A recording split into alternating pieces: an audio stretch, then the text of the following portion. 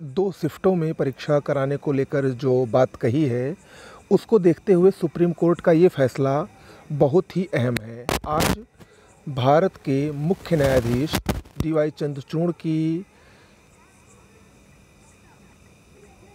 अध्यक्षता वाली 5 जजों की बेंच ने जो एक टिप्पणी की है, उसमें ये उन्होंने बताया है कि अगर सरकारी भर्ती कोई गतिमान हो तो उसके बीच में आप नियम नहीं बदल सकते हैं। दरअसल सुप्रीम कोर्ट की 5 जजों की बेंच ने सरकारी नौकरियों की चयन प्रक्रिया के नियमों को लेकर गुरुवार को बड़ा फैसला सुनाया।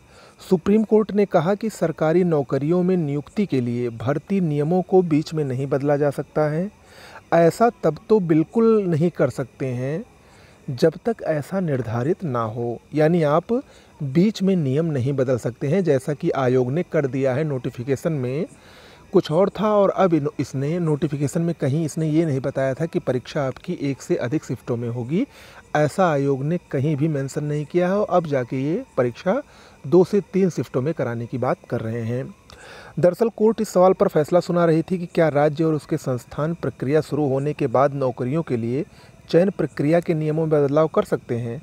मुख्य न्यायाधीश डी.वाई. चंद्रचूड़ की अध्यक्षता वाली 5 न्यायाधीशों की पीठ ने कहा कि भर्ती प्रक्रिया शुरू होने से पहले एक बार तय किए गए नियमों को बीच में नहीं बदला जाए। पीठ में न्यायमूर्ति ऋषिकेश राय, पी.एस. नरसिम्हा, न्यायमूर्ति पंकज मित्तल और न्यायमूर्ति मनोज मिश्रा भी शामिल थे। देखिए, पीठ ने यह भी कहा है कि चयन नियम मनमाने नहीं होने चाहिए। यह संविधान के अनुच्छेद 14 के अनुसार आर्टिकल 14 के अकॉर्डिंग होनी चाहिए। शीर्ष कोर्ट ने सर्वसम्मति से कहा कि पारदर्शिता और गैर भेदभाव सार्वजनिक भर्ती प्रक्रिया की पहचान होनी चाहिए। बीच में नियमों में बदलाव करके उम्मीदवारों को आश्चर्यचकित होने का मौका नहीं देना चाहिए, जो कि आयोग ने हम लोगों को दिया है, आप लोगों को दिया है।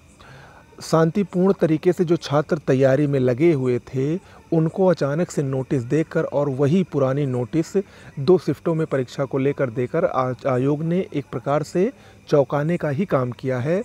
और सबसे बड़ी बात यहाँ पर एक सवाल ये भी उठता है कि अगर आपको नाम मात्र का परिवर्तन नहीं करना था, तो फिर आपने 27 अक्टूबर से एग्ज़ाम को पोस्टपोन क्यों किया 7-8 दिसंबर के लिए? भाई 7-8 दिसंबर के लिए एग्ज़ाम पोस्टपोन इसी उद्देश्य से किया गया था। ऐसा छात्रों को लग रहा था कि आयोग उनकी बातों को मानेगा और एक शिफ्ट में ही एग्ज़ाम कराएगा, उसी के लिए वो इतना समय लिया है। लेकिन जब आपको कुछ नहीं करना था तो आपने फिर 7-8 दिसंबर को क्यों तय कर लिया? आपको 27 अक्टूबर को ही एग्ज़ाम करा लेना चाहिए था। तो इसको देखते हुए आज जो फैसला हुआ है, देखिए जस्टिस मनोज मिश्रा ने सर्वसम्मत फैसला किया। उन्होंने कहा कि अगर किसी पद पर नियुक्ति के लिए नियम मौजूद नहीं है तो नियोक्ता नियम तय कर सकता है, लेकिन यह भर्ती प्रक्रिया शुरू होने से पहले किया जाना चाहिए। ये सबसे बड़ा पॉइंट है कि कोई भी नियम अगर आपको तय करना है तो भर्ती प्रक्रिया शुरू होने से पहले होना चाहिए। किसी नौकरी का विज्ञापन यानी नोटिफिकेशन जारी होते ही भर्ती प्रक्रिया गतिमान हो जाती है, शुरू हो जाती है और चुने हुए उम्मीदवारों की नियुक्ति के साथ ही इस प्रक्रिया का अंत होता है। तो इस प्रकार से नोटिफिकेशन के आउट होते ही और फाइनल रिजल्ट होते होते आप बीच में कोई भी नियम बदल नहीं सकते हैं, जैसा कि आयोग ने इस बार किया है। तो ऐसे में अब देखिए आयोग इस पर क्या करता है। लेकिन एक बात तो तय है, मैं आपको एक सलाह अवश्य दूंगा कि आप लोग पढ़ते रहिए, आप लोग पढ़ते रहिए, क्योंकि आयोग जिस तरीके से मनमाने रवैये से अपना काम करता है, मनमाने तरीके से, उसको देख के हुए पहला मेरा सलाह है कि आप लोगों को पढ़ना है। लेकिन हाँ, दूसरी बात मैं ये भी कहूँगा कि जो 11 नवंबर वाला जो आंदोलन होना है, उसमें आप लोग ज़रूर समय निकाल लिए एक दिन के लिए, क्योंकि जो नॉर्मलाइजेशन का कीड़ा है ये बहुत ही गहरा घाव देगा, ये आप समझ लीजिएगा। क्योंकि अगर इसके साथ अभी आप लोग नहीं रहेंगे, कुछ लोगों को लग रहा होगा कि ये सब कुछ नहीं है, मेरा हो जाएगा, तो वही लोग सबसे ज़्यादा परेशान होंगे। क्योंकि ये नॉर्मलाइजेशन की प्रक्रिया मैंने आपको अपने टेलीग्राम चैनल पे बताया भी था कि कैसे 120 नंबर वाला बाहर हो जाएगा और 105, 110 नंबर जो लाएगा वो सेलेक्ट हो जाएगा। तो इस प्रकार से बहुत लोगों को ये नुकसान होगा और बहुत दूरदर्शी इसके परिणाम सामने आ सकते हैं। इसीलिए आपको पढ़ने के साथ साथ वो 11 नवंबर वाले दिन आपको उस आंदोलन में ज़रूर भाग लेना है।